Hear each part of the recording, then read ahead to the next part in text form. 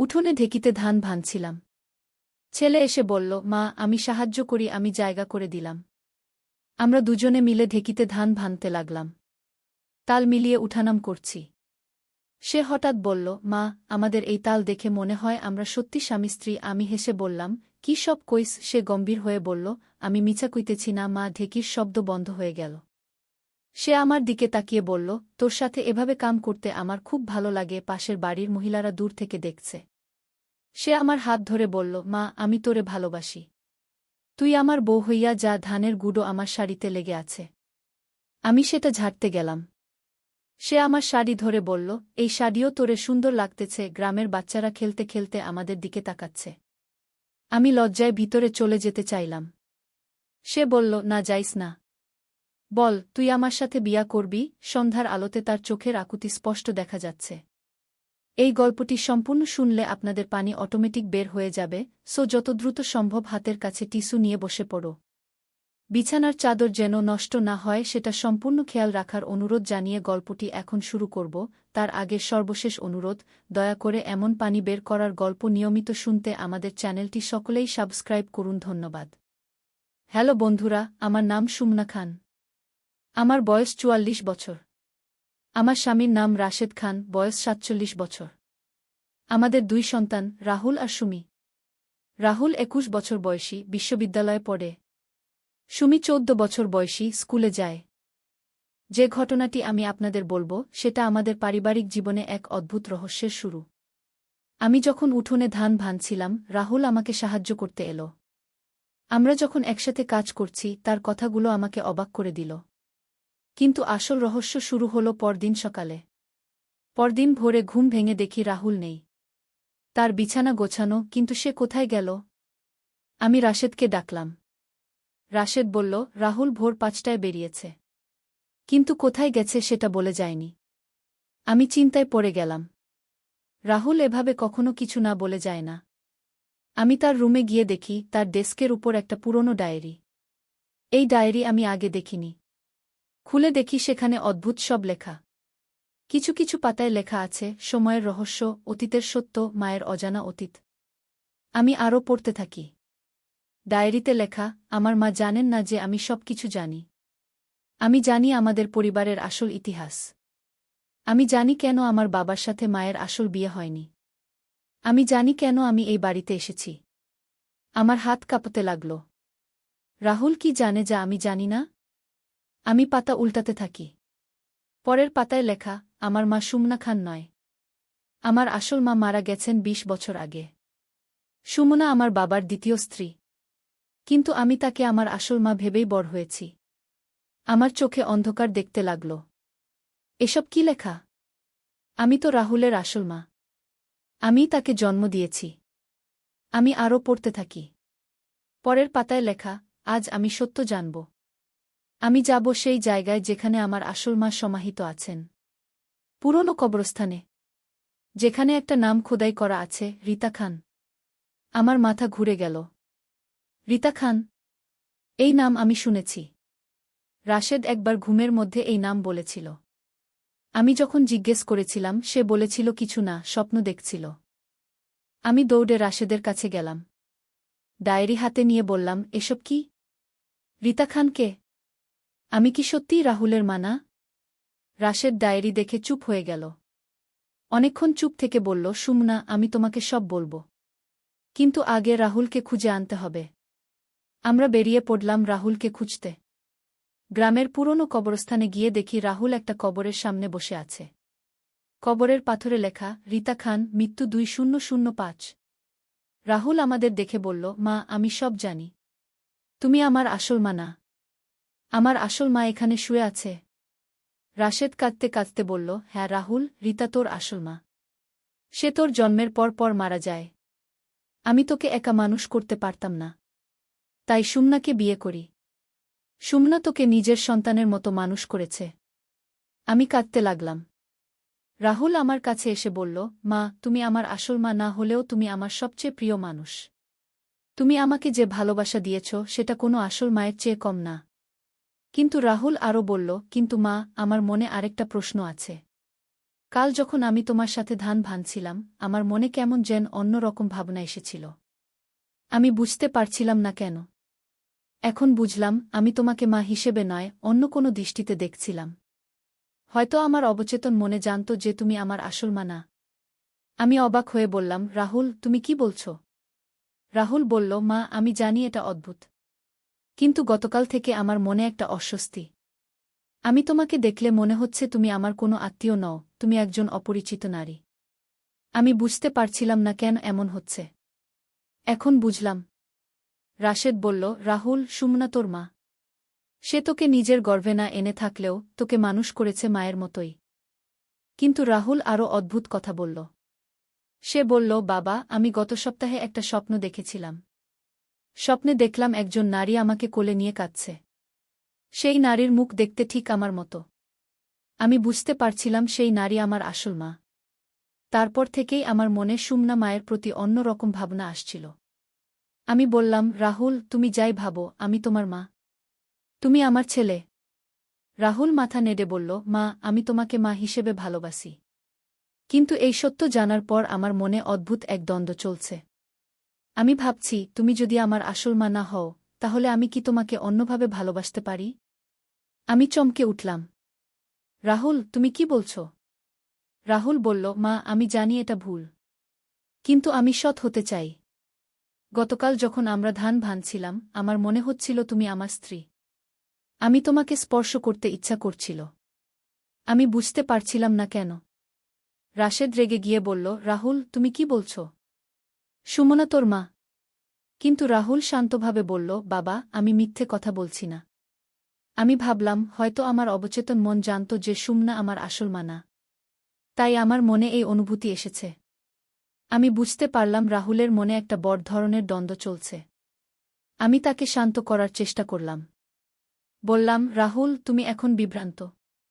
এই সত্য জানার পর তোমার মনে নানা রকম অদ্ভুত চিন্তা আসতে পারে। কিন্তু মনে রেখো, আমি তোমার মা। সৎ মা হলেও মা। রাহুল বলল, মা, আমি তোমাকে কষ্ট দিতে চাই না। কিন্তু আমি যদি সত্যি বলি, আমি তোমাকে একজন নারী হিসেবে আকর্ষণীয় মনে করি। আমি জানি এটা ভুল, কিন্তু আমি এই অনুভূতি নিয়ন্ত্রণ করতে পারছি না। এই কথা শুনে আমার কান্না পেল। রাশেদ রাহুলকে ধমক দিল। কিন্তু রাহুল আরও বলল, বাবা, আমি ভুল কিছু বলছি না। আমি ভাবছি সুমনা যদি আমার আসল মা না হন, তাহলে আমি কি তার প্রতি অন্য ধরনের অনুভূতি রাখতে পারি না? রাশেদ বলল, রাহুল, সুমনা তোর মা। সে তোকে ছোটবেলা থেকে মানুষ করেছে। তুমি এভাবে ভাবতে পারো না। কিন্তু রাহুল জেদ করে বলল, বাবা, আমি কি সুমনাকে বিয়ে করতে পারি না? এই কথা শুনে আমার জ্ঞান হারিয়ে যাওয়ার অবস্থা। রাশেদ রাহুলকে চড় মারল। বলল, তুমি পাগল হয়ে গেছ? সুমনা তোর মা। রাহুল গাল টিপে বলল, বাবা, আমি পাগল হইনি। আমি ভাবছি সুমনা আমার আসল মা না। আমি তার থেকে মাত্র 21 বছরের ছোট। আমরা বিয়ে করতে পারি। আমি কাঁদতে কাঁদতে বললাম, রাহুল, তুমি আমার ছেলে। আমি তোমার মা। রাহুল বলল, সুমনা, তুমি আমার আসল মা না। আমি তোমাকে মা হিসেবে সম্মান করি, কিন্তু আমি তোমাকে একজন নারী হিসেবেও দেখি। রাশেদ রাগে গর্জে উঠল। বলল, রাহুল, তুমি যদি এভাবে কথা বলো, আমি তোমাকে বাড়ি থেকে বের করে দেব। রাহুল হাসল। বলল, বাবা, আমি ভুল কিছু বলছি না। আমি সুমনাকে ভালোবাসি। আমি তাকে বিয়ে করতে চাই। এই কথা শুনে আমি আর থাকতে পারলাম না। আমি দৌড়ে বাড়িতে চলে গেলাম। রাশেদ আর রাহুল কবরস্থানেই রয়ে গেল। আমি বাড়িতে গিয়ে কাঁদতে লাগলাম। সন্ধ্যায় রাশেদ বাড়িতে এলো। একা। আমি জিজ্ঞেস করলাম, রাহুল কোথায়? রাশেদ বলল, রাহুল বলেছে সে কিছুদিন আত্মীয়দের বাড়িতে থাকবে। তার মাথা ঠিক করে নিয়ে আসবে। আমি জিজ্ঞেস করলাম, রাশেদ, রাহুল যা বলেছে সেটা কি ঠিক? আমি কি সত্যিই তার আসল মা না? রাশেদ দীর্ঘশ্বাস ফেলে বলল, সুমনা, রাহুল ঠিকই বলেছে। তুমি তার আসল মা নও। কিন্তু তুমি তাকে নিজের সন্তানের মতো মানুষ করেছ। তুমি তার মা। আমি বুঝতে পারলাম আমার জীবনে একটা বড় ঝড় এসেছে। রাহুলের এই অদ্ভুত প্রেম আমাকে কিভাবে সামলাতে হবে জানি না। কিন্তু আমি জানি রাহুল আমার ছেলে। সে যাই ভাবুক, আমি তার মা। পরের দিনগুলো খুব কঠিন কেটেছে। রাহুল বাড়িতে নেই। সুমি স্কুল থেকে এসে জিজ্ঞেস করে, মা, রাহুল ভাই কোথায়? আমি বলি, বাইরে গেছে। শীঘ্রই আসবে। কিন্তু আমার মন খারাপ। রাহুলের অদ্ভুত কথাগুলো আমার কানে বাজতে থাকে। সে বলেছিল আমাকে একজন নারী হিসেবে দেখে। সে আমাকে বিয়ে করতে চায়। এসব ভেবে আমার গা ঘিন ঘিন করে। এক সপ্তাহ পর রাহুল বাড়িতে এলো। সে আমাকে দেখে স্বাভাবিকভাবে কথা বলল। বলল, মা, আমি ভুল ভেবেছিলাম। তুমি আমার মা। আমি তোমাকে ছেলে হিসেবে ভালোবাসি। আমি স্বস্তি পেলাম। ভাবলাম রাহুল ঠিক হয়ে গেছে। কিন্তু রাতের বেলা রাহুল আমার রুমে এলো। আমি তখন একা ছিলাম। রাশেদ বাইরে গেছে। রাহুল আমার কাছে এসে বসল। রাহুল বলল, মা, আমি দিনের বেলা মিথ্যে কথা বলেছিলাম। আমার অনুভূতি পাল্টায়নি। আমি এখনও তোমাকে একজন নারী হিসেবে দেখি। আমি অবাক হয়ে বললাম, রাহুল, তুমি কি বলছ? রাহুল বলল, মা, আমি তোমাকে ভালোবাসি। আমি জানি এটা সমাজে ভুল। কিন্তু আমি তোমাকে বিয়ে করতে চাই। আমি উঠে দাঁড়ালাম। বললাম, রাহুল, তুমি আমার ছেলে। আমি তোমার মা। রাহুল আমার হাত ধরে বলল, সুমনা, তুমি আমার আসল মা নও। আমরা বিয়ে করতে পারি। আমি হাত ছাড়ানোর চেষ্টা করলাম। কিন্তু রাহুল শক্ত করে ধরে রাখল। বলল, সুমনা, আমি তোমাকে ছাড়তে পারব না। আমি তোমাকে ভালোবাসি। আমি জোরে চিৎকার করলাম, রাশেদ, রাশেদ। কিন্তু রাশেদ তো বাইরে। রাহুল আমাকে জড়িয়ে ধরল। বলল, সুমনা, আমি তোমাকে কিছু করব না। শুধু তোমার কাছাকাছি থাকতে চাই। আমি কাঁদতে লাগলাম। বললাম, রাহুল, তুমি যা করছো এটা ভুল। রাহুল বলল, সুমনা, আমি জানি এটা সমাজের নিয়ম মতো ভুল। কিন্তু প্রকৃতির নিয়ম মতো এটা ভুল নয়। তুমি আমার আসল মা নও। আমরা পরস্পরকে ভালোবাসতে পারি। ঠিক এই সময় দরজায় শব্দ হল। রাশেদ ফিরে এসেছে। রাহুল আমাকে ছেড়ে দিয়ে নিজের রুমে চলে গেল। রাশেদ এসে জিজ্ঞেস করল, কি হয়েছে? তুমি কাঁদছ কেন? আমি সব বললাম। রাশেদ রেগে গিয়ে রাহুলের রুমে গেল। তারা দুজনে চিৎকার চেঁচামেচি করল। রাশেদ রাহুলকে বাড়ি থেকে বের করে দিল। রাহুল যাওয়ার সময় আমার দিকে তাকিয়ে বলল, সুমনা, আমি তোমাকে ভুলতে পারব না। আমি ফিরে আসব। এরপর রাহুল আর বাড়িতে আসে না। শুনেছি সে ঢাকায় চলে গেছে। চাকরি করে। কিন্তু মাঝে মাঝে আমাকে ফোন করে। বলে, মা, আমি এখনও তোমার কথা ভাবি। আমি তোমাকে ভালোবাসি। আমি ফোন কেটে দেই। কিন্তু রাহুলের কথাগুলো আমার মনে গেঁথে যায়। আমি ভাবি, রাহুল কি সত্যিই আমাকে ভালোবাসে? নাকি এটা শুধু একটা দ্বন্দ্ব? মাঝে মাঝে আমার নিজের কাছে মনে হয় রাহুল আমার আসল ছেলে না। সে একজন যুবক। আমি একজন নারী। আমাদের মধ্যে অন্য সম্পর্ক হতে পারে কি না? কিন্তু এই চিন্তা করেই আমি নিজেকে ধিক্কার দেই। 6 মাস পর রাহুল হঠাৎ একদিন বাড়িতে এলো। এসে বলল, মা, আমি একটা চাকরি পেয়েছি। আমি এখন নিজের পায়ে দাঁড়াতে পারি। আমি তোমাকে বিয়ে করতে চাই। আমি হতবাক হয়ে বললাম, রাহুল, তুমি এখনও এসব ভাবছ? রাহুল বলল, মা, আমি গত 6 মাসে অনেক ভেবেছি। আমি নিশ্চিত যে আমি তোমাকে ভালোবাসি। আমি তোমাকে স্ত্রী হিসেবে চাই। রাশেদ রাগ করে বলল, রাহুল, তুমি আবার এসব শুরু করলে? রাহুল বলল, বাবা, আমি একটা প্রস্তাব দিতে এসেছি। আমি সুমনাকে নিয়ে আলাদা থাকতে চাই। আমরা দুজনে একসাথে সুখে থাকতে পারি। আমি কাঁদতে কাঁদতে বললাম, রাহুল, তুমি কি বলছ? আমি তোমার মা। তুমি আমার ছেলে। রাহুল বলল, সুমনা, তুমি আমার আসল মা নও। আমি তোমাকে বিয়ে করে সুখী করতে চাই। আমি তোমার যত্ন নেব। তোমাকে রানীর মতো রাখব। রাশেদ রাহুলকে মারতে গেল। কিন্তু রাহুল বড় হয়ে গেছে। সে রাশেদের হাত ধরে ফেলল। বলল, বাবা, আমি সুমনাকে জোর করব না। আমি তার মতামত জানতে চাই। রাহুল আমার দিকে তাকিয়ে বলল, সুমনা, তুমি কি আমার সাথে থাকবে? আমি মাথা নেড়ে বললাম, না রাহুল। আমি তোমার সাথে থাকতে পারব না। রাহুল দুঃখিত হয়ে বলল, সুমনা, তুমি আমাকে একটা সুযোগ দাও। আমি প্রমাণ করে দেব যে আমি তোমাকে সুখী রাখতে পারি। আমি বললাম, রাহুল, এটা সম্ভব নয়। তুমি আমার ছেলে। রাহুল বলল, সুমনা, আমি তোমার ছেলে নই। আমি একজন পুরুষ। তুমি একজন নারী। আমরা একসাথে থাকতে পারি। এই কথা শুনে আমার রাগ হল। আমি বললাম, রাহুল, তুমি বাড়ি থেকে চলে যাও। আর কখনো এসব কথা বলো না।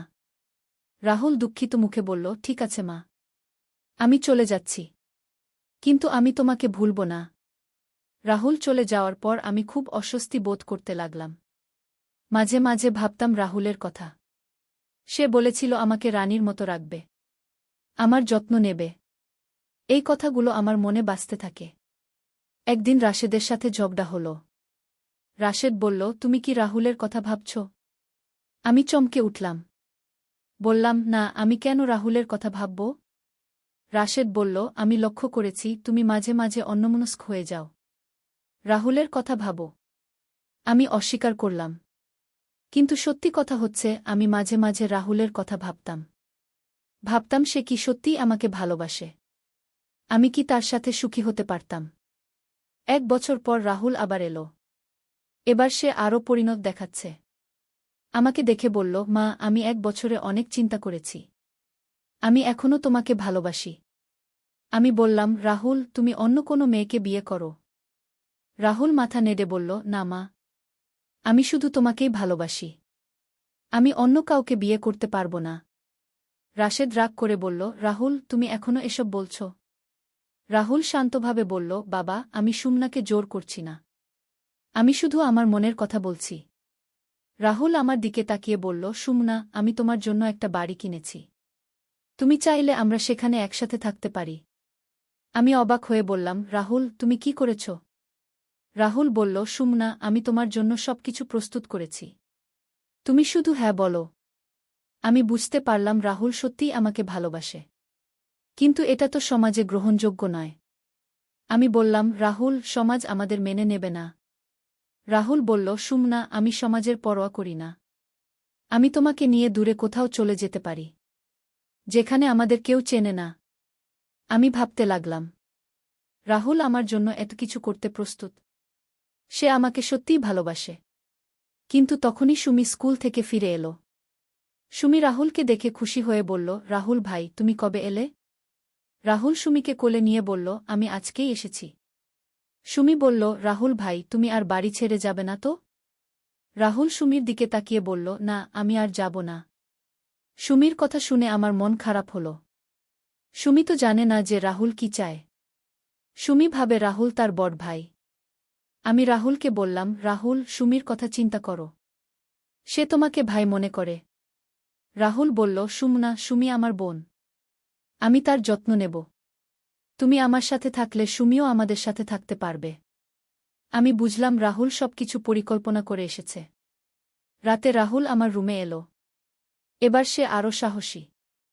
আমাকে জড়িয়ে ধরে বলল, সুমনা, আমি তোমাকে ছাড়া বাঁচতে পারব না। আমি তাকে ঠেলে সরানোর চেষ্টা করলাম। কিন্তু রাহুল শক্তিশালী হয়ে গেছে। সে আমাকে আরও শক্ত করে জড়িয়ে ধরল। রাহুল বলল, সুমনা, আমি তোমাকে ভালোবাসি। আমি তোমাকে সুখী করব। আমি কাঁদতে কাঁদতে বললাম, রাহুল, তুমি আমাকে ছেড়ে দাও। কিন্তু রাহুল আমাকে ছাড়ল না। সে আমার চোখের দিকে তাকিয়ে বলল, সুমনা, তুমি কি আমাকে একটুও ভালোবাসো না? আমি কিছু বলতে পারলাম না। সত্যি কথা বলতে কি, আমার মনের একটা অংশে রাহুলের প্রতি একটা নরম ভাব তৈরি হয়েছে। রাহুল বলল, সুমনা, আমি জানি তুমি আমাকে ভালোবাসো। তুমি শুধু সমাজের ভয়ে স্বীকার করছো না। আমি মাথা নেড়ে বললাম, না রাহুল, আমি তোমাকে ছেলে হিসেবে ভালোবাসি। রাহুল বলল, সুমনা, আমি তোমার ছেলে নই। আমি একজন পুরুষ যে তোমাকে ভালোবাসে। এই কথা বলে রাহুল আমার ঠোঁটে চুমু দিতে চাইল। আমি মুখ সরিয়ে নিলাম। রাহুল বলল, সুমনা, তুমি আমাকে 1 সপ্তাহ সময় দাও। আমি প্রমাণ করে দেব যে আমি তোমাকে সুখী রাখতে পারি। আমি বললাম, রাহুল, এটা সম্ভব নয়। রাহুল জেদ করে বলল, সুমনা, শুধু 1 সপ্তাহ। তুমি আমার সাথে থেকে দেখো। যদি তোমার ভালো না লাগে আমি চিরদিনের মতো চলে যাব। আমি ভাবতে লাগলাম, রাহুল যদি সত্যিই চলে যায় তাহলে তো ভালোই। আমি বললাম, ঠিক আছে, 1 সপ্তাহ। রাহুল খুশি হয়ে বলল, সুমনা, তুমি দেখবে আমি তোমাকে কতটা সুখী রাখতে পারি। পরের দিন থেকে রাহুল আমার সেবা করতে লাগল। সকালে বিছানায় চা নিয়ে আসে। আমার পছন্দের খাবার বানিয়ে দেয়। আমার যত্ন নেয়। আমি অবাক হয়ে দেখলাম রাহুল সত্যিই আমার যত্ন নিচ্ছে। সে আমাকে রানীর মতো রেখেছে। আমার কোনো কাজ করতে হয় না। রাশেদ রাগ করে বলল, সুমনা, তুমি কি করছ? রাহুল তোমার সেবা করছে কেন? আমি বললাম, আমি রাহুলকে 1 সপ্তাহ সময় দিয়েছি। 1 সপ্তাহ পর সে চলে যাবে। রাশেদ রেগে গেল। বলল, তুমি পাগল হয়ে গেছ? রাহুল তোমার ছেলে। আমি বললাম, রাশেদ, এটা শুধু 1 সপ্তাহের ব্যাপার। 3 দিন কেটে গেল। রাহুল সত্যিই আমার খুব যত্ন নিচ্ছে। আমি স্বীকার করতে বাধ্য হচ্ছি যে আমার ভালো লাগছে। কেউ এভাবে আমার যত্ন নেয় না। 4র্থ দিনে রাহুল আমাকে বলল, সুমনা, আমি তোমার জন্য একটা গিফট এনেছি। রাহুল একটা সুন্দর শাড়ি এনেছে। বলল, সুমনা, এই শাড়িটা পরো। আমি শাড়িটা পরলাম। খুব সুন্দর লাগছে। রাহুল বলল, সুমনা, তুমি দেখতে খুব সুন্দর লাগছ। এই কথা শুনে আমার ভালো লাগল। রাশেদ আমাকে এভাবে কখনো প্রশংসা করে না। 5ম দিনে রাহুল আমাকে একটা রেস্টুরেন্টে নিয়ে গেল। সেখানে আমরা একসাথে খেলাম। রাহুল আমার সাথে খুব ভালো ব্যবহার করল। আমাকে অনুভব করালো যে আমি একজন বিশেষ মানুষ। 6ষ্ঠ দিনে রাহুল আমাকে বলল, সুমনা, তুমি কি আমার সাথে সুখী? আমি সত্যি কথা বললাম, হ্যাঁ রাহুল, আমি সুখী। রাহুল খুশি হয়ে বলল, সুমনা, তাহলে তুমি আমার সাথে থাকবে? আমি ভাবতে লাগলাম। সত্যি কথা হচ্ছে, রাহুল আমাকে খুব সুখী রেখেছে এই কদিনে। আমি এভাবে সুখী হতে পারি কখনো ভাবিনি। কিন্তু তখনই আমার মনে পড়ল সুমির কথা। সুমি তো রাহুলকে ভাই মনে করে। আমি যদি রাহুলের সাথে থাকি, সুমির কি হবে? আমি বললাম, রাহুল, সুমির কথা ভাবো। সে কি বুঝবে? রাহুল বলল, সুমনা, সুমি বুঝবে। আমি তাকে বোঝাব। 7ম দিনে রাহুল আমাকে চূড়ান্ত সিদ্ধান্ত নিতে বলল।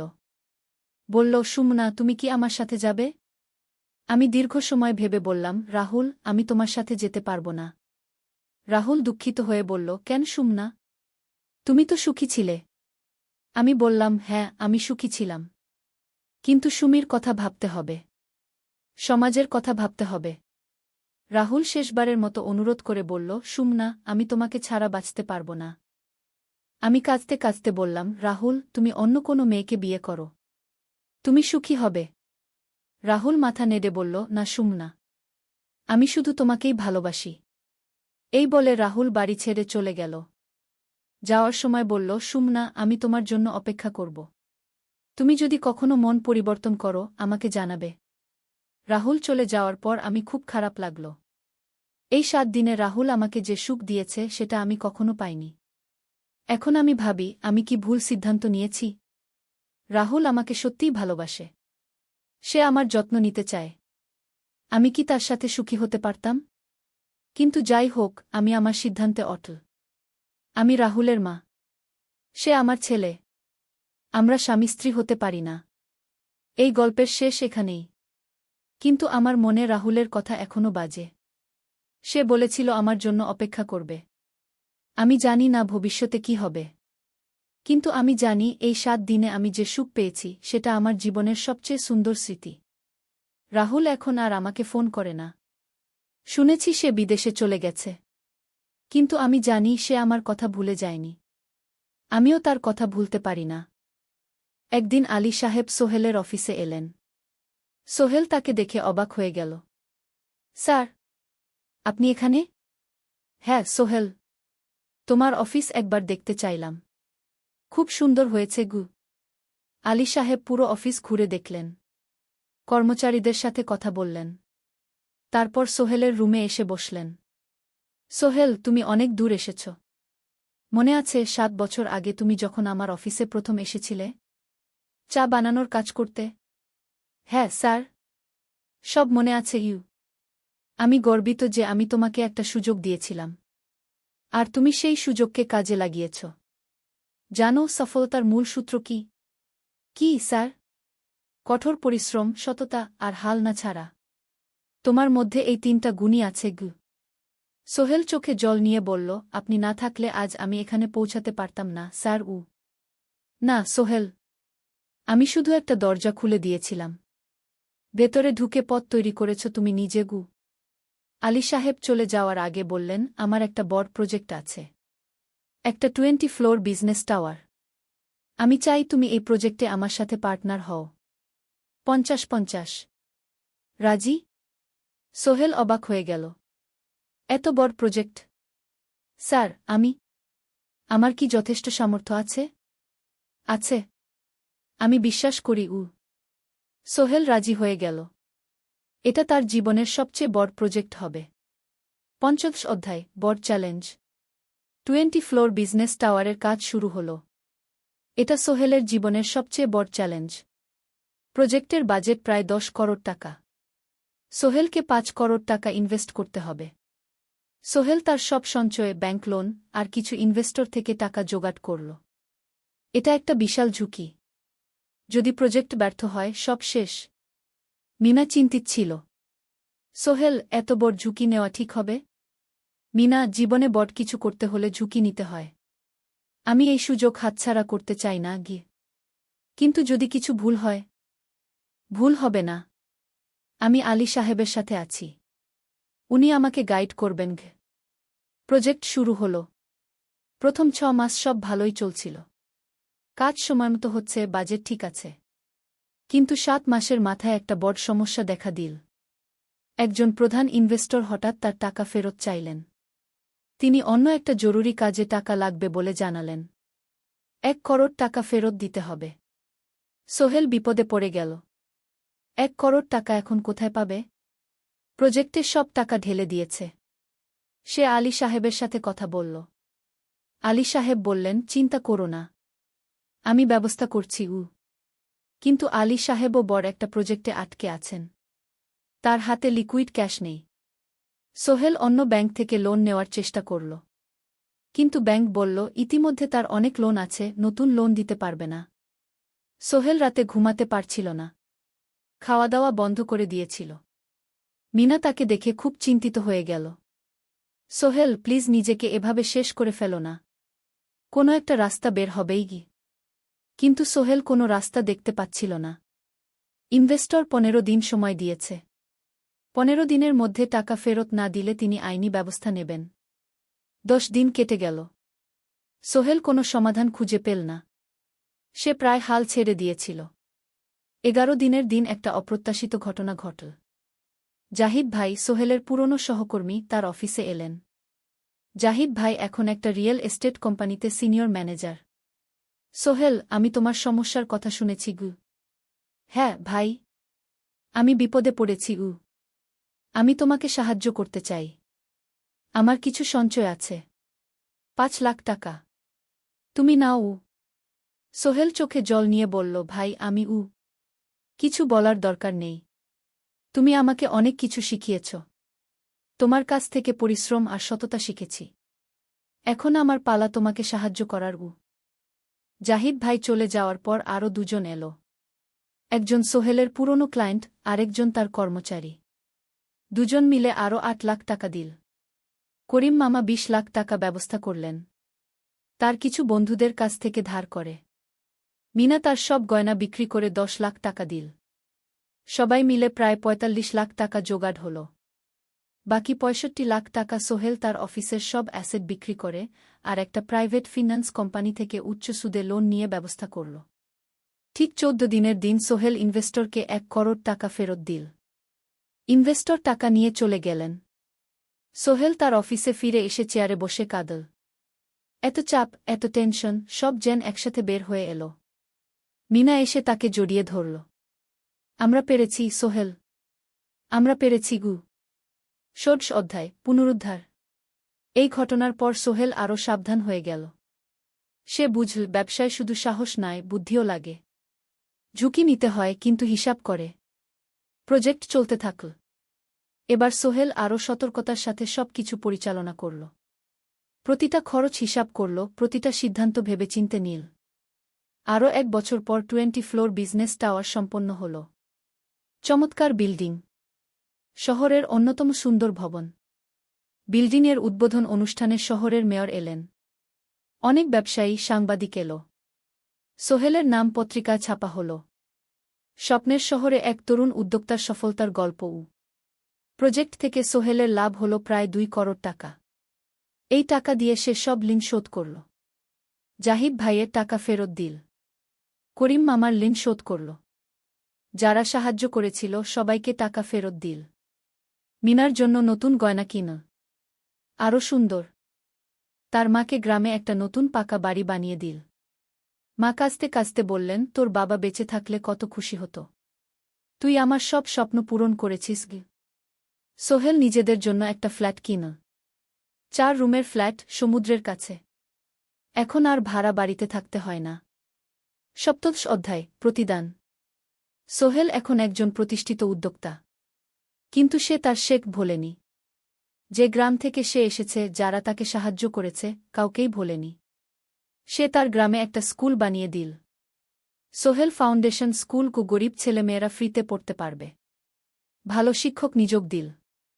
ভালো পড়াশোনার ব্যবস্থা করল। শহরে একটা ফ্রি মেডিকেল ক্লিনিক খুলল। গরিব মানুষরা ফ্রিতে চিকিৎসা পাবে।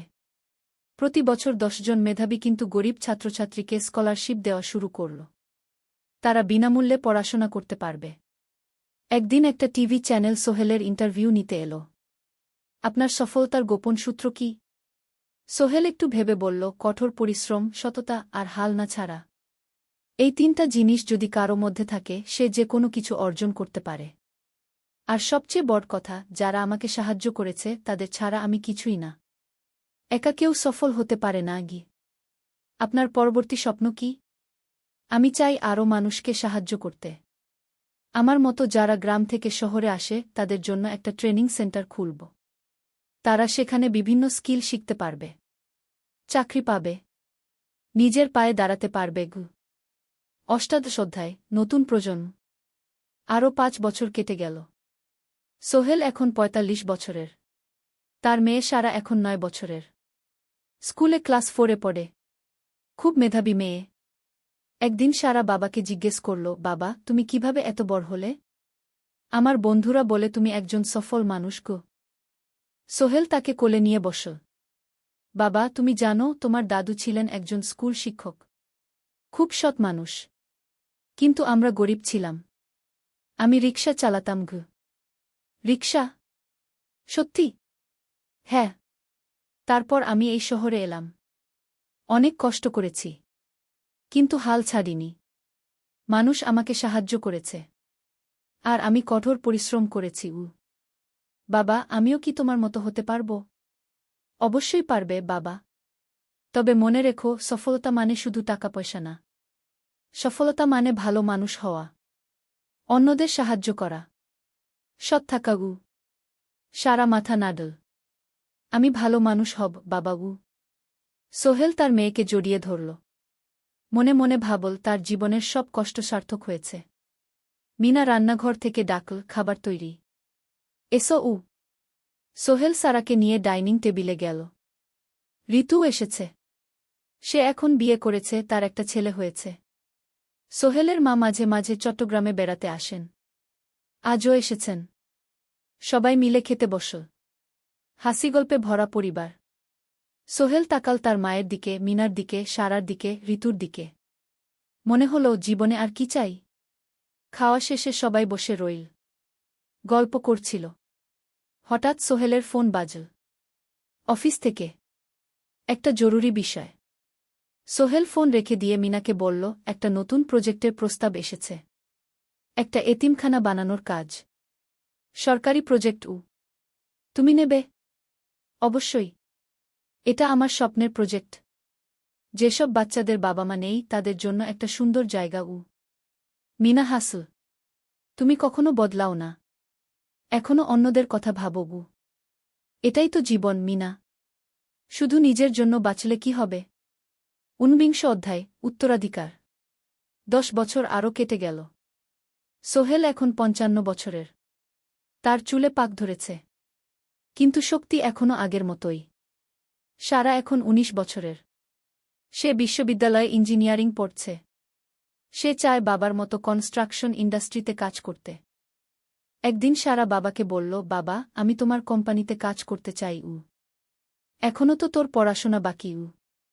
জানি। কিন্তু আমি এখন থেকেই শিখতে চাই। ছুটির দিনে তোমার সাথে সাইটে যেতে চাই। দেখতে চাই কিভাবে কাজ হয়। সোহেল খুশি হয়ে গেল।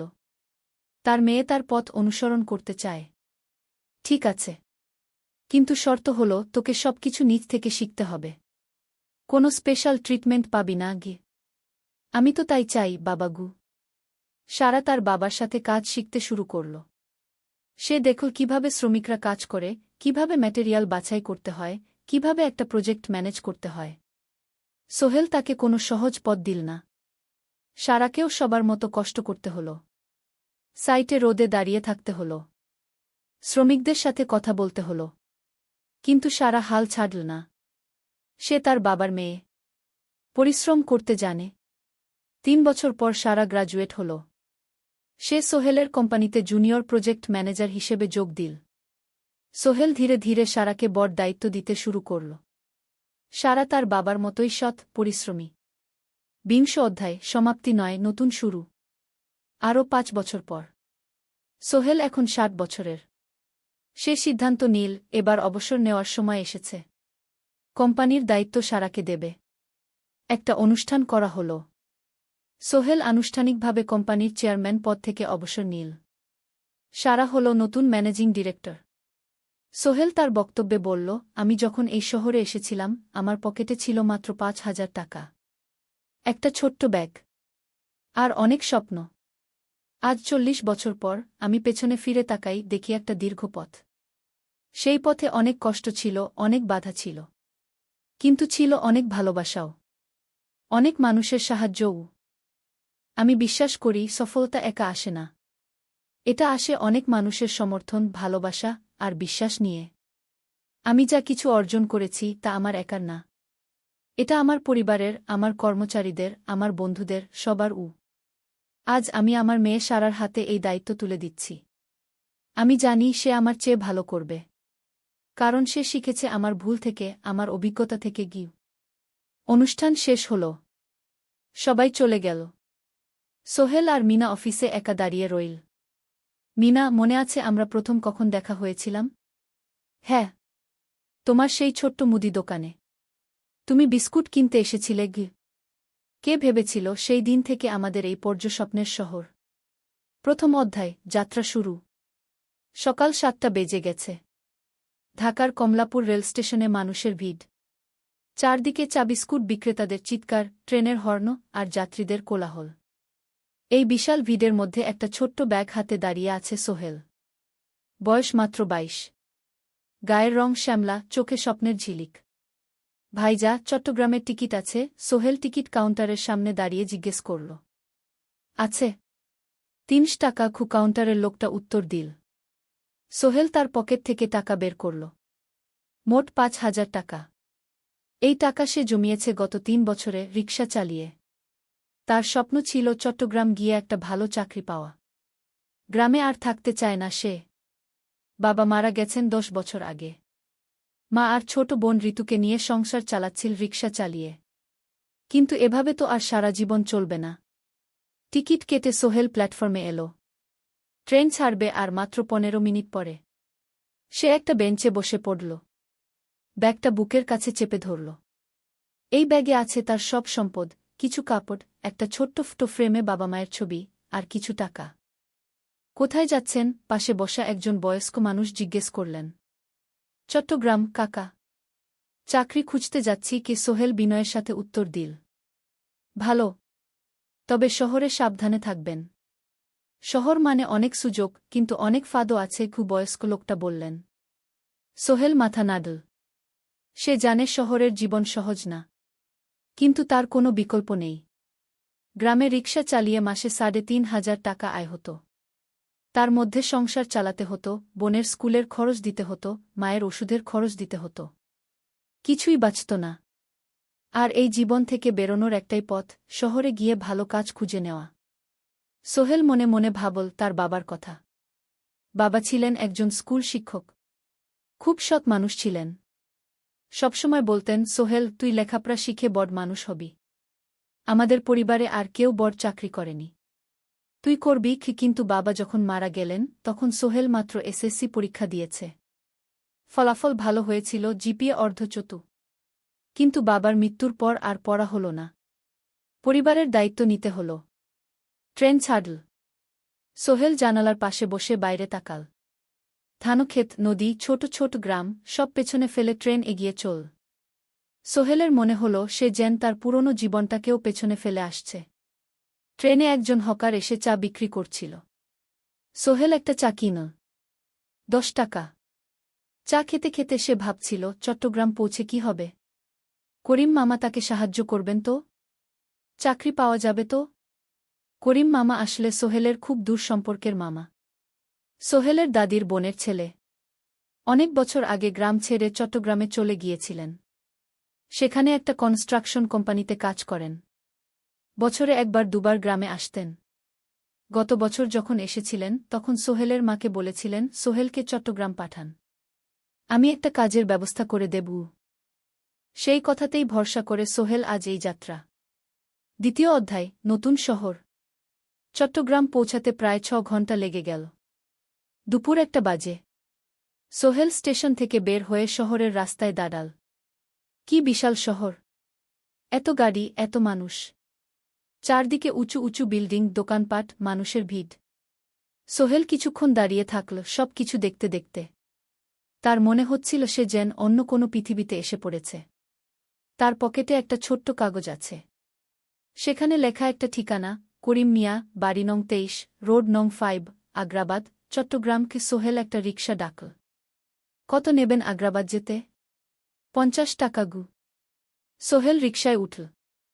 রাস্তার দুধারে দোকান, মার্কেট, অফিস, সব কিছু দেখতে দেখতে সে অবাক হয়ে গেল। এত বড় শহর, এত কিছু! গ্রামের সেই ছোট্ট বাজারের সাথে কোনো তুলনাই হয় না। প্রায় আধা ঘণ্টা পর রিকশা একটা পুরনো বাড়ির সামনে থামল। 3 তলা বাড়ি, কিন্তু রং উঠে গেছে। সিঁড়ি দিয়ে উঠে 3য় তলায় করিম মামার ফ্ল্যাটে নক করল। দরজা খুলল এক মধ্যবয়সী মহিলা। কে? আসসালামু আলাইকুম আপা। আমি সোহেল। নোয়াখালীর গ্রাম থেকে এসেছি। করিম মামা বাড়িতে আছেন? মহিলা তাকে মাথা থেকে পা পর্যন্ত দেখল।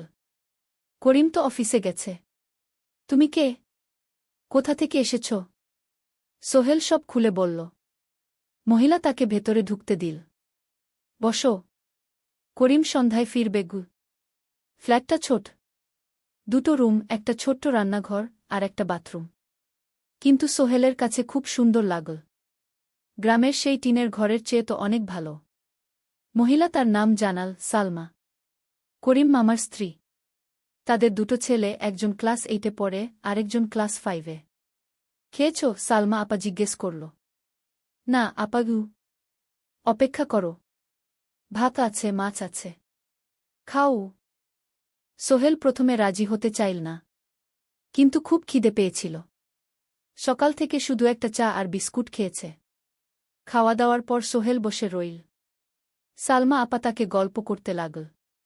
তোমার মা কেমন আছেন? তোমার বোন? ভালো আছে আপা। মার একটু গেটে বাত আছে। ওষুধ খাচ্ছেন। বোন স্কুলে পড়ে কু। তুমি কি করতে চাও এখানে? চাকরি খুঁজছি আপা। যে কোনো কাজ করব। বাসায় মা আর বোনকে টাকা পাঠাতে হবে। সালমা আপা মাথা নাড়ল।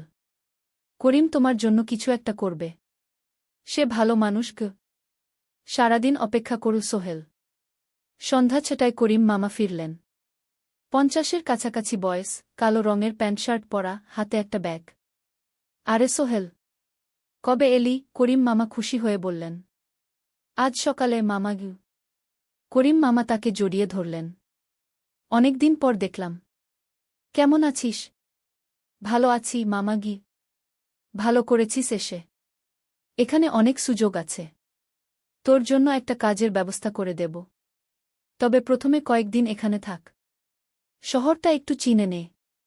তারপর কাজে যোগ দিবি। সোহেলের মনে আসার আলো জ্বল। সে ভাবল হয়তো তার ভাগ্য এবার পাল্টাবে। 3য় অধ্যায়, প্রথম চাকরি। 1 সপ্তাহ পরে করিম মামা সোহেলকে তার কোম্পানিতে নিয়ে গেলেন। কোম্পানির নাম আলামিন কনস্ট্রাকশন। অফিসটা শহরের কেন্দ্রে, 5 তলা একটা বিল্ডিংয়ের দোতলায়। মালিক আলী সাহেব। 50-এর কাছাকাছি বয়স, মোটা চেহারা, চোখে সোনার ফ্রেমের চশমা।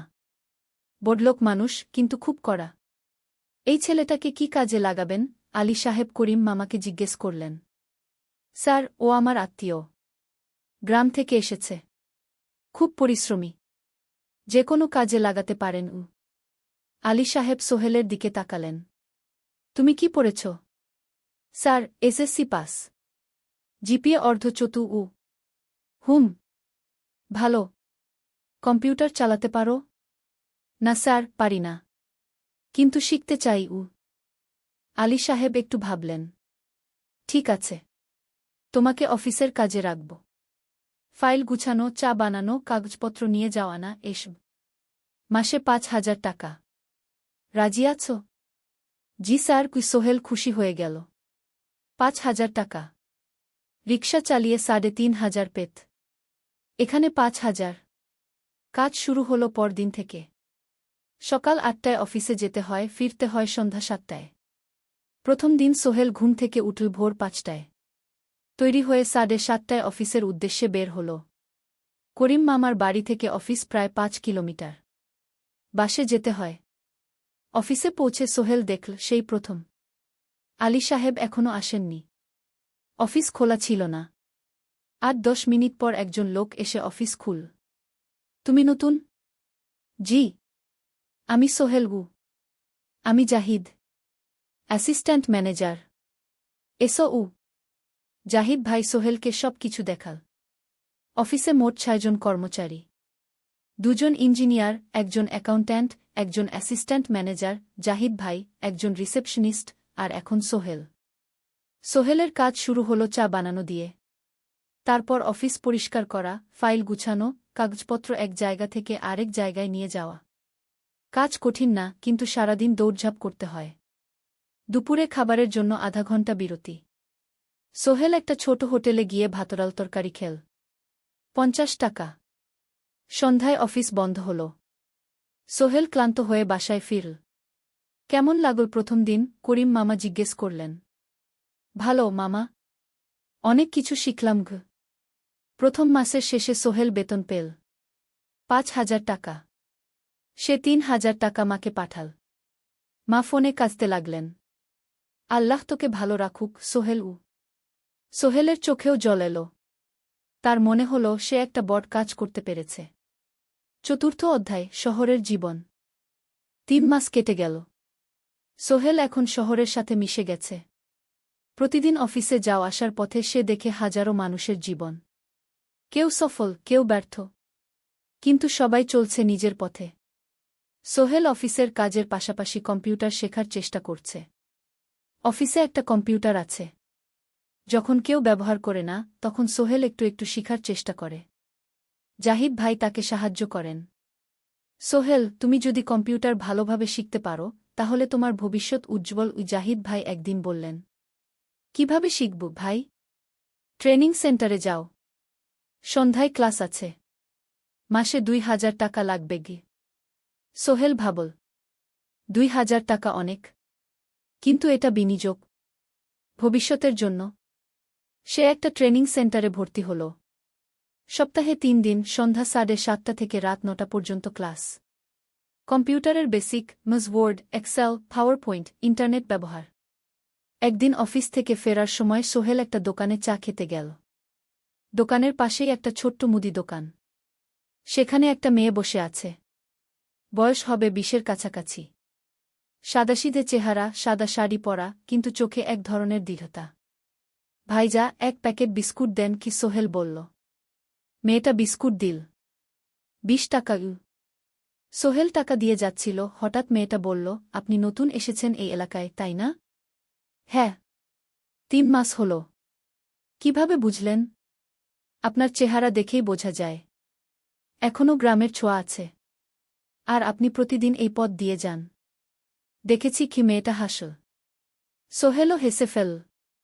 আপনি খুব পর্যবেক্ষক মনে হচ্ছে গি। জীবনে অনেক কিছু দেখেছি। তাই মানুষকে চিনতে শিখেছি গি। আপনার নাম? মিনা। এই দোকান আমার বাবার। উনি অসুস্থ, তাই আমি দেখছি গু। সেদিন থেকে সোহেল প্রায়ই সেই দোকানে যেতে শুরু করল। মিনার সাথে গল্প করত। ধীরে ধীরে তাদের মধ্যে একটা বন্ধুত্ব তৈরি হল। মিনাও তার জীবনের গল্প বলল। মিনার মা মারা গেছেন যখন সে মাত্র 7 বছরের। বাবা আব্দুল হামিদ একা হাতে মিনাকে বড় করেছেন। মুদি দোকান দিয়ে সংসার চালান। মিনা কলেজে পড়ে, অনার্স সেকেন্ড ইয়ার। সকালে কলেজে যায়, দুপুরে ফিরে এসে দোকান সামলায়। বাবার হার্টের সমস্যা আছে, তাই ভারী কাজ করতে পারেন না। তোমার স্বপ্ন কি? একদিন সোহেল জিজ্ঞেস করল। গ্র্যাজুয়েশন শেষ করে একটা ভালো চাকরি করব। তারপর বাবাকে ভালো চিকিৎসা করাব। তুমি? আমিও চাকরি করে পরিবারকে ভালোভাবে দেখভাল করতে চাই। মা আর বোনকে নিয়ে শহরে আনব একদিন ঘু। দুজনেই নিজেদের স্বপ্নের কথা বলতে গিয়ে বুঝল তাদের স্বপ্ন অনেকটা একই রকম। পঞ্চম অধ্যায়, বিপদ। 6 মাস কেটে গেল। সোহেল এখন আলী সাহেবের খুব প্রিয় কর্মচারী। সে শুধু চা বিস্কুট দেওয়ার কাজই করে না, এখন কম্পিউটারেও কিছু কাজ শিখেছে। ছোটখাটো টাইপিং, ডেটা এন্ট্রি এসব করতে পারে। আলী সাহেব খুশি হয়ে তার বেতন বাড়িয়ে 8,000 টাকা করে দিয়েছেন। একদিন রাতে সোহেল অফিস থেকে ফিরছিল। সেদিন একটু দেরি হয়ে গেছে। রাত প্রায় 9টা। সাধারণত সোহেল সন্ধ্যা 7:30টায় ফিরে। কিন্তু সেদিন অফিসে একটা জরুরি কাজ ছিল। বাস থেকে নেমে সোহেল বাড়ির দিকে হাঁটছিল। হঠাৎ একটা অন্ধকার গলিতে 3 জন লোক তাকে ঘিরে ধরল। তাদের চেহারা দেখেই বোঝা যাচ্ছিল ভালো উদ্দেশ্য নিয়ে আসেনি। টাকা দে, তাড়াতাড়ি, একজন বলল। তার হাতে একটা ছুরি। সোহেল ভয় পেয়ে গেল। ভাই, আমার কাছে খুব কম টাকা আছে গি। যা আছে দে, তাড়াতাড়ি করো। সোহেল কাঁপতে কাঁপতে তার পকেট থেকে 5 টাকা বের করে দিল। এই টাকা দিয়ে সে বাজার করবে ভেবেছিল। কিন্তু ছিনতাইকারীরা সন্তুষ্ট হল না। শুধু 5 টাকা? তোর ব্যাগে কি আছে? তারা সোহেলের ব্যাগ কেড়ে নিল। ব্যাগে ছিল তার মোবাইল, কম্পিউটার ট্রেনিং সেন্টারের সার্টিফিকেট আর কিছু গুরুত্বপূর্ণ কাগজপত্র। না ভাই, ব্যাগটা ফেরত দেন।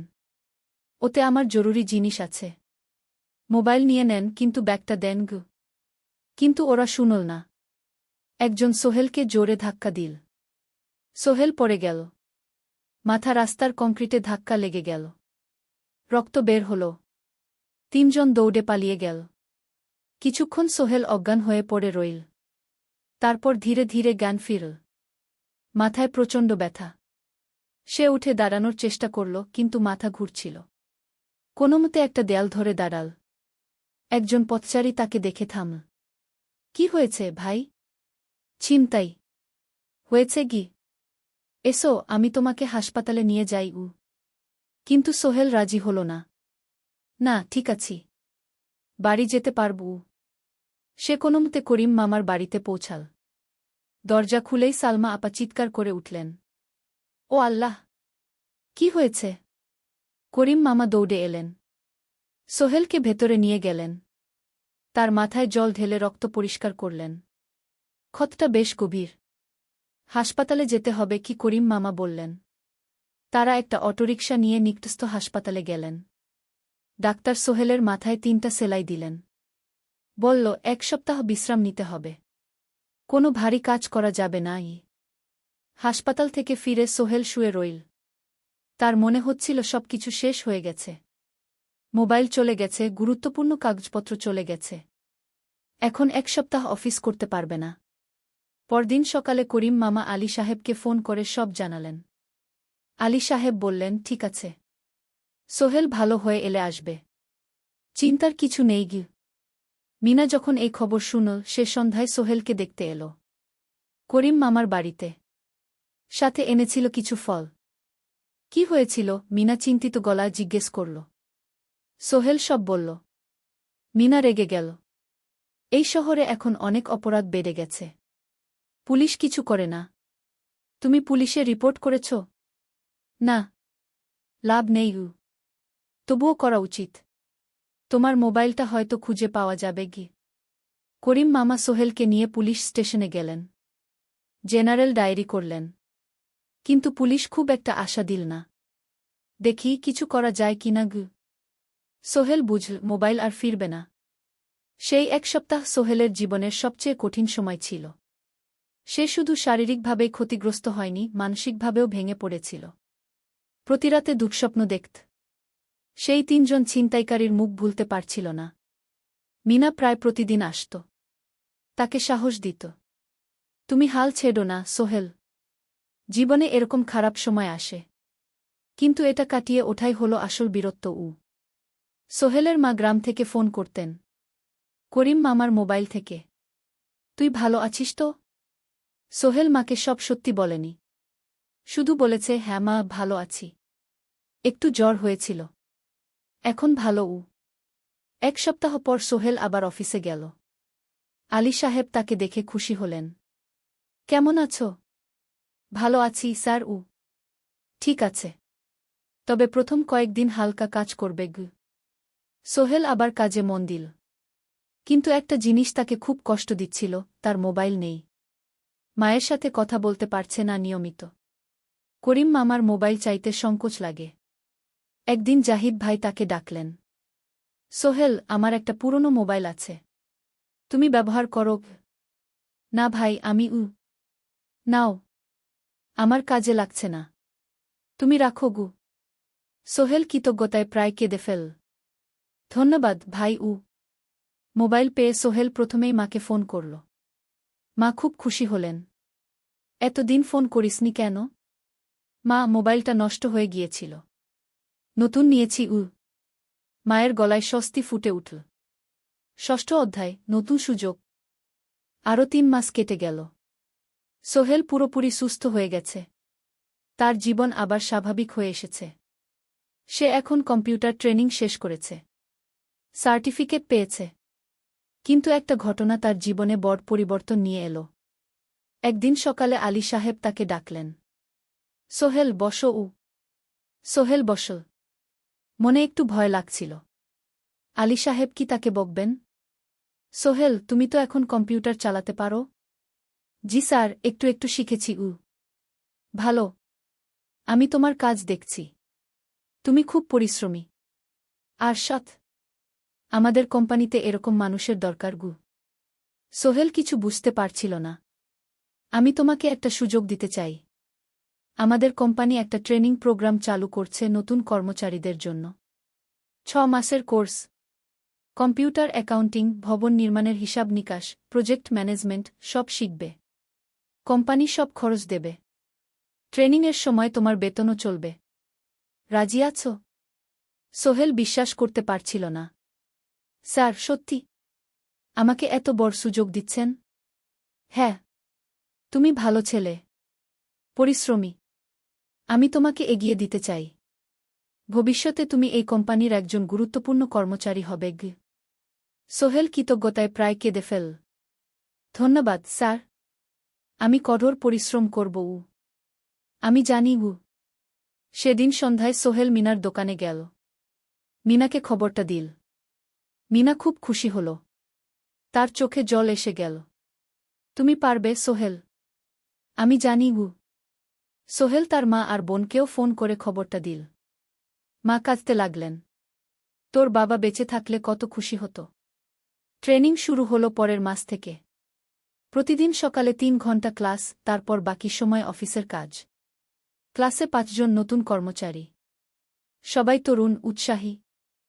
শিক্ষক ছিলেন একজন অভিজ্ঞ ইঞ্জিনিয়ার, নাম রহিম স্যার। তিনি খুব ভালোভাবে সব কিছু বুঝাতেন। কম্পিউটার, অ্যাকাউন্টিং, এক্সেলে জটিল ক্যালকুলেশন, প্রজেক্টের বাজেট তৈরি, সময় ব্যবস্থাপনা সব। সোহেল পুরো মনোযোগ দিয়ে শিখতে লাগল। সন্ধ্যায় বাড়ি ফিরে প্র্যাকটিস করত। করিম মামার ছেলের কাছ থেকে একটা ল্যাপটপ ধার নিত কখনো কখনো। 6 মাস পরে ট্রেনিং শেষ হল। সবাই সার্টিফিকেট পেল। আলী সাহেব একটা অনুষ্ঠান করলেন। সোহেল সেরা পারফর্মার হিসেবে একটা বিশেষ পুরস্কার পেল, 5,000 টাকা বোনাস। আলী সাহেব ঘোষণা করলেন, সোহেল, আজ থেকে তুমি আমাদের জুনিয়র অ্যাকাউন্ট অ্যাসিস্ট্যান্ট। তোমার বেতন 15,000 টাকা। সোহেল অবাক হয়ে গেল। 8,000 থেকে 15,000, প্রায় দ্বিগুণ। সেদিন রাতে সোহেল ঘুমাতেই পারল না। খুশিতে, উত্তেজনায় তার চোখে ঘুম নেই। সে ভাবল তার জীবন কিভাবে বদলে যাচ্ছে। 2 বছর আগে যে রিকশা চালাত, আজ সে একটা নামকরা কোম্পানির অ্যাকাউন্ট অ্যাসিস্ট্যান্ট। 7ম অধ্যায়, প্রেম ও প্রস্তাব। 1.5 বছর হয়ে গেল সোহেলের চট্টগ্রাম আসার। সে এখন একজন সফল যুবক। তার মা গ্রামে খুব খুশি। প্রতি মাসে সোহেল 10,000 টাকা পাঠায়। ছোট বোন ঋতু এখন কলেজে ভর্তি হয়েছে সোহেলের পাঠানো টাকায়। মায়ের চিকিৎসাও ভালোভাবে হচ্ছে। মিনার সাথে সোহেলের সম্পর্ক এখন আর শুধু বন্ধুত্ব নয়। দুজন দুজনকে ভালোবাসে। কিন্তু কেউ কাউকে সরাসরি বলার সাহস পায়নি। প্রতিদিন দেখা হয়, গল্প হয়, কিন্তু সেই একটা কথা বলা হয়ে ওঠে না। একদিন শুক্রবার ছুটির দিন। সোহেল মিনাকে বলল, আজ কি একটু ঘুরতে যাবে? কোথায়? পতেঙ্গা বিচ। তুমি কি কখনো গেছ? না। কিন্তু আমার দোকান গ। শুক্রবার। তোমার বাবা সামলাবে গ। মিনা রাজি হয়ে গেল। দুপুরে দুজনে বাস নিয়ে পতেঙ্গা গেল। সমুদ্র দেখে মিনা অবাক হয়ে গেল। কি সুন্দর! দুজনে বালিতে বসল। ঢেউয়ের শব্দ শুনতে শুনতে গল্প করছিল। হঠাৎ সোহেল বলল, মিনা, তোমার সাথে কিছু বলার ছিল। বলো। সোহেল একটা লম্বা শ্বাস নিল। তুমি জানো, আমি তোমাকে ভালোবাসি। মিনা হাসল। তার চোখ ভিজে গেল। জানি। আমিও তোমাকে ভালোবাসি, সোহেল। সোহেল অবাক হয়ে গেল। সত্যি? হ্যাঁ। অনেকদিন ধরেই জানি। তুমি আমার জীবনে এসে সব কিছু বদলে দিয়েছ। তোমার সাথে থাকলে আমার মনে হয় আমি যে কোনো কিছু করতে পারব। দুজনে কিছুক্ষণ চুপ করে বসে রইল। সমুদ্রের ঢেউ এসে পায়ে লাগছিল।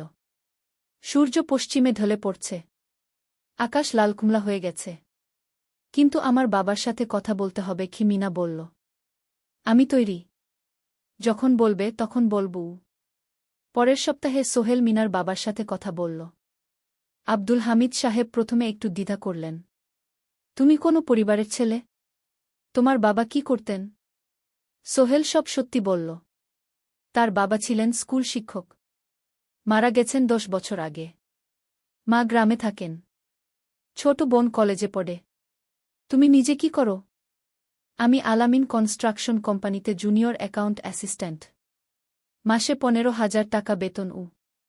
আব্দুল হামিদ সাহেব ভাবলেন। তারপর বললেন, দেখো মিনা আমার একমাত্র সন্তান। তার মা নেই। আমি একা তাকে বড় করেছি। আমি চাই মিনা একজন ভালো ছেলের সাথে বিয়ে হোক। তুমি দেখতে ভালো ছেলে মনে হচ্ছে। কিন্তু আমাকে তোমার মায়ের সাথে দেখা করতে হবে। তোমার পরিবারকে জানতে হবে। জি আঙ্কেল। আমি ব্যবস্থা করছি। সোহেল খুশিতে আটখানা। সে সেদিন রাতেই তার মাকে ফোন করল। মাকে সব বলল। মা প্রথমে অবাক হলেন। তারপর খুশি হলেন। মিনা মেয়েটা কেমন? খুব ভালো মা। তুমি দেখলে পছন্দ করবে। ঠিক আছে। আমি আর ঋতু আসছি চট্টগ্রাম। 2 সপ্তাহ পর সোহেলের মা আর বোন চট্টগ্রাম এলো। সোহেল তাদের নিয়ে মিনার বাড়িতে গেল। 2 পরিবার একসাথে বসল। মিনার বাবা সোহেলের মাকে দেখে খুশি হলেন। সোহেলের মা সহজ সরল ভদ্রমহিলা। আপনার ছেলে খুব ভালো। মিনা তাকে পছন্দ করে। আমিও রাজি। আব্দুল হামিদ সাহেব বললেন। আমার সোহেল সৎ ছেলে। মিনাকে খুব ভালোবাসে। আমি জানি ও মিনাকে সুখে রাখবে। কি সোহেলের মা বললেন। বিয়ের তারিখ ঠিক হল। 3 মাস পর। এই 3 মাসে সোহেল যথেষ্ট টাকা জমাবে। বিয়ে হবে সাদামাটা কিন্তু সুন্দর। 8ম অধ্যায়, নতুন পথ। 3 মাস কেটে গেল দ্রুত। সোহেল প্রতিদিন কঠোর পরিশ্রম করছিল। অফিসে তার কাজের প্রশংসা হচ্ছে। আলী সাহেব তাকে এখন ছোটখাটো প্রজেক্টের হিসাব দেখতে দিচ্ছেন। সোহেল তার সঞ্চিত টাকা দিয়ে বিয়ের আয়োজন করল। বিয়ে হল মিনার বাড়ির কাছের একটা কমিউনিটি সেন্টারে। খুব বেশি লোক আসেনি। 2 পরিবারের আত্মীয় স্বজন আর অফিসের কয়েকজন সহকর্মী। কিন্তু অনুষ্ঠান ছিল খুব সুন্দর। সোহেল যখন মিনাকে বিয়ের পোশাকে দেখল, তার মনে হল পৃথিবীর সবচেয়ে সুন্দর মেয়ে সে। লাল শাড়ি পরা, মুখে হালকা মেকআপ, কিন্তু তার স্বাভাবিক সৌন্দর্য ছিল আসল। বিয়ের পর সোহেল একটা ছোট্ট ফ্ল্যাট ভাড়া নিল।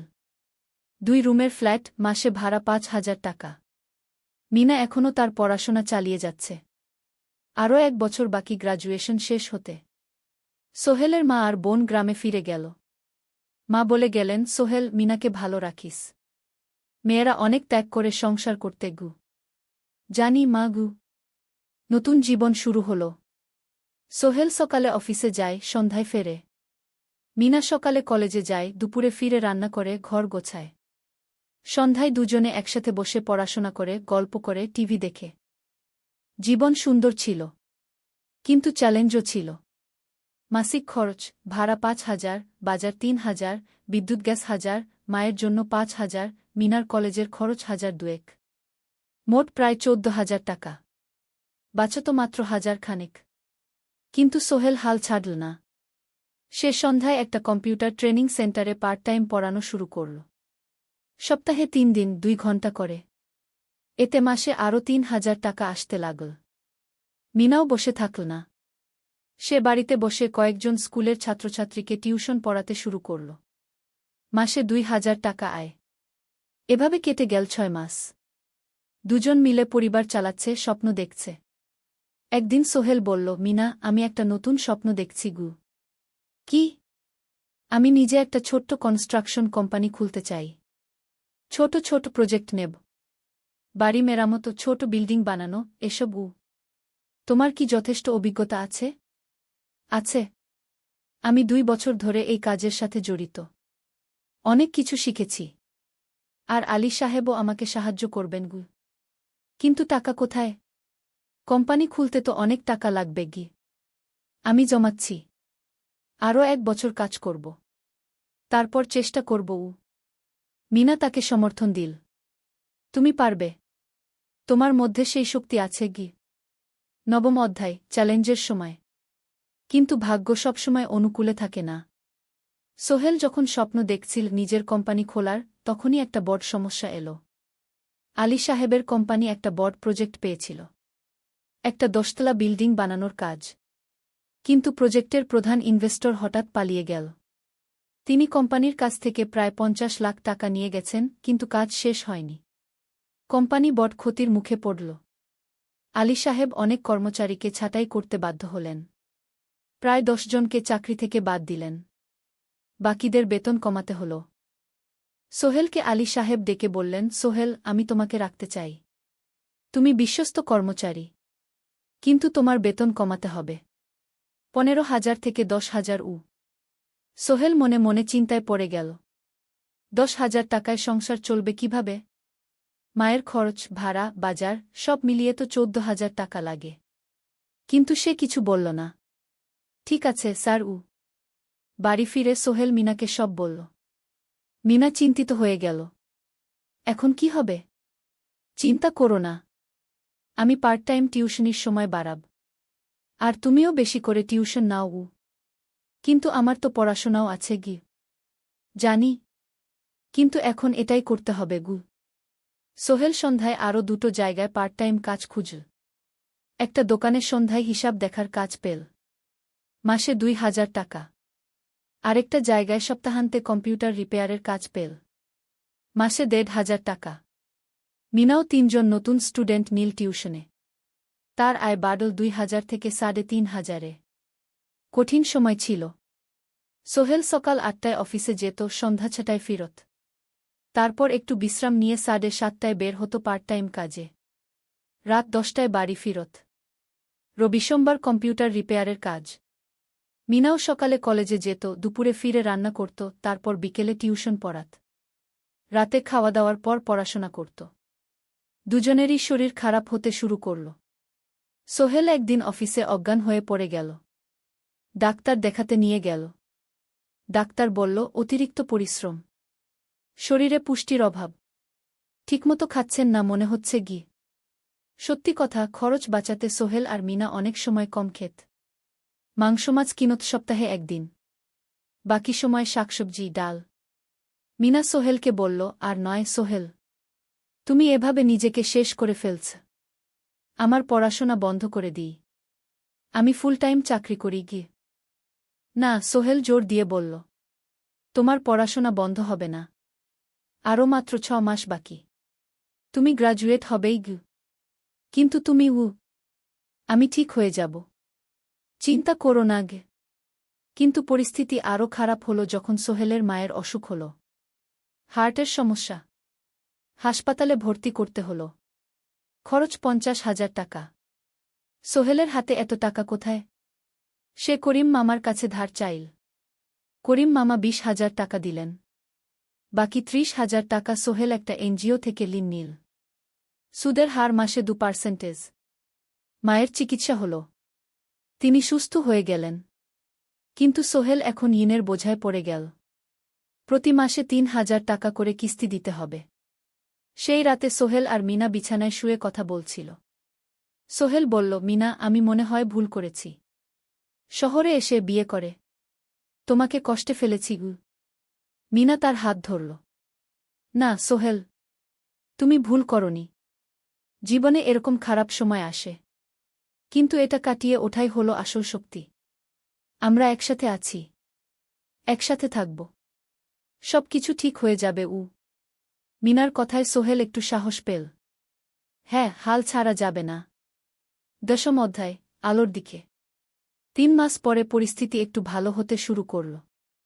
আলী সাহেবের কোম্পানি একটা নতুন প্রজেক্ট পেল। একটা স্কুল বিল্ডিং বানানোর কাজ। কোম্পানি আবার স্থিতিশীল হতে শুরু করল। আলী সাহেব সোহেলকে ডেকে বললেন, সোহেল, আমি তোমার কঠোর পরিশ্রম দেখেছি। খারাপ সময়েও তুমি কোম্পানি ছেড়ে যাওনি। আমি কৃতজ্ঞ। আজ থেকে তোমার বেতন আবার ১৫,০০০ টাকা। সোহেল খুশি হয়ে গেল। ধন্যবাদ স্যার।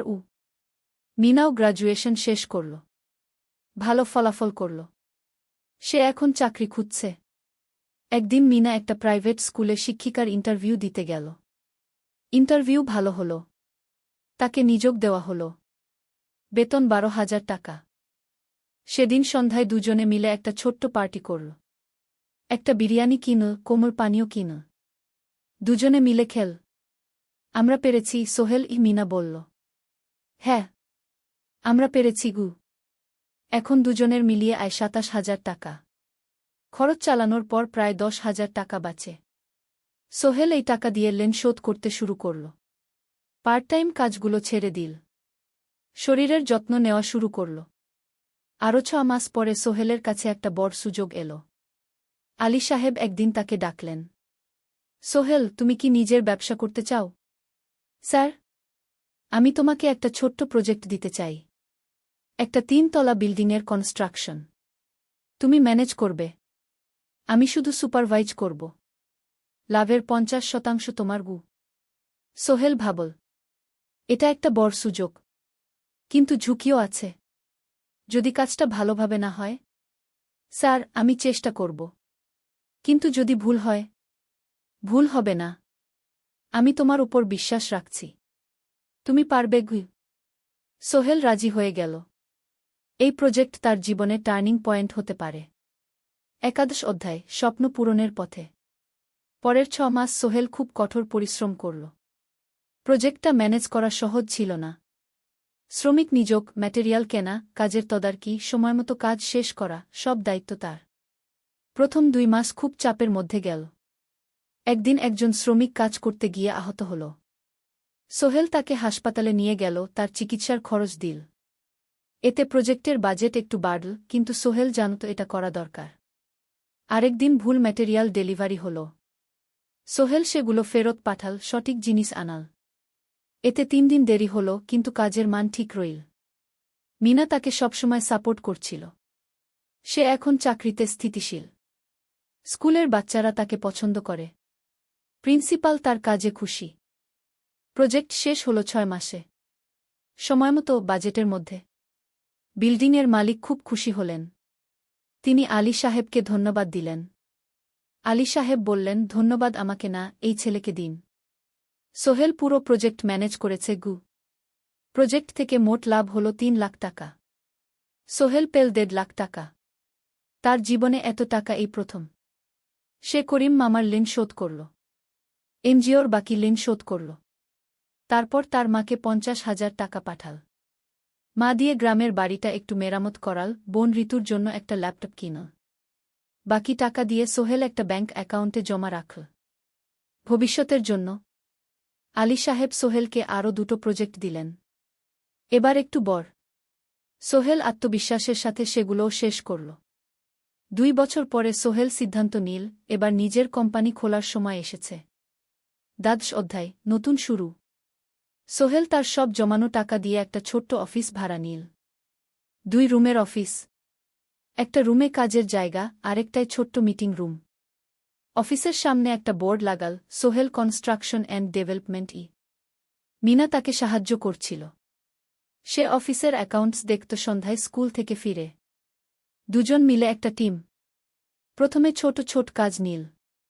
বাড়ি মেরামত, দোকান সংস্কার, ছোট বিল্ডিং কনস্ট্রাকশন। কাজের মান ভালো রাখার চেষ্টা করল। সময়মতো শেষ করল। দাম ন্যায্য রাখল। ধীরে ধীরে সোহেলের সুনাম ছড়িয়ে পড়ল। মানুষ তাকে বিশ্বাস করত। তার কাছে নতুন নতুন কাজ আসতে লাগল। প্রথম বছর খুব কষ্ট হল। কখনো লাভ হতো, কখনো লস। কিন্তু সোহেল থেমে থাকল না। সে শিখতে লাগল ব্যবসা কিভাবে চালাতে হয়। দ্বিতীয় বছরে পরিস্থিতি ভালো হল। সোহেল এখন ৩ জন স্থায়ী কর্মচারী নিযোগ দিল। একজন ইঞ্জিনিয়ার, একজন সুপারভাইজার, একজন অফিস সহায়ক। তৃতীয় বছরে একটা বড় প্রজেক্ট পেল। একটা স্কুল বিল্ডিং বানানোর কাজ। ৫ তলা বিল্ডিং। সোহেল পুরো মনোযোগ দিয়ে কাজটা করল। শ্রমিকদের ভালো বেতন দিল, ভালো ম্যাটেরিয়াল ব্যবহার করল, সময়মতো কাজ শেষ করল। স্কুল কর্তৃপক্ষ খুব খুশি হল। তারা সোহেলের কাজের প্রশংসা করল। এই প্রজেক্ট থেকে সোহেল প্রায় ৫ লাখ টাকা লাভ করল। এই টাকা দিয়ে সে আরও ভালো একটা অফিস নিল। আরও কর্মচারী নিযোগ দিল। এখন তার কোম্পানিতে ১০ জন স্থায়ী কর্মচারী। প্রজেক্ট অনুযায়ী আরও শ্রমিক নিযোগ দেওয়া হয়। ত্রয়োদশ অধ্যায়, পরিবার। এদিকে সোহেল আর মিনার সংসারেও খুশির খবর এল। মিনা গর্ভবতী। ৯ মাস পর তাদের একটা মেয়ে হল। নাম রাখল সারা। সারা যখন জন্মাল, সোহেলের মা আর বোন চট্টগ্রামে এল। মা ১ মাস থেকে গেলেন। মিনাকে সাহায্য করলেন। সোহেল এখন একটা বড় ফ্ল্যাট ভাড়া নিয়েছে। ৩ রুমের ফ্ল্যাট। একটা রুমে সোহেল, মিনা, একটায় সারা, আরেকটায় অতিথি রুম। মায়ের জন্য সোহেল সিদ্ধান্ত নিল তাকে চট্টগ্রামে নিয়ে আসবে।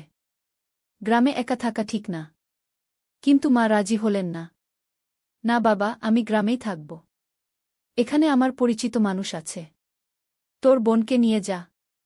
ও ঢাকায় পড়ছে, চট্টগ্রামে এনে ভালো কোথাও ভর্তি করিয়ে দেগি। সোহেল তাই করল। ঋতুকে চট্টগ্রাম বিশ্ববিদ্যালয়ে ভর্তি করিয়ে দিল। ঋতু এখন সোহেলের ফ্ল্যাটে থাকে, বিশ্ববিদ্যালয়ে পড়ে।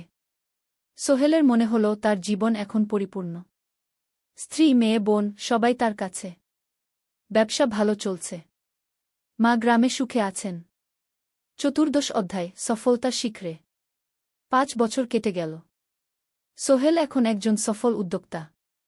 তার কোম্পানি কি সোহেল কনস্ট্রাকশন অ্যান্ড ডেভেলপমেন্ট এখন চট্টগ্রামে বেশ পরিচিত। প্রায় ৩০ জন কর্মচারী তার অধীনে কাজ করে। সোহেল এখন শুধু ছোট প্রজেক্ট করে না, বড় বড় প্রজেক্টও করে।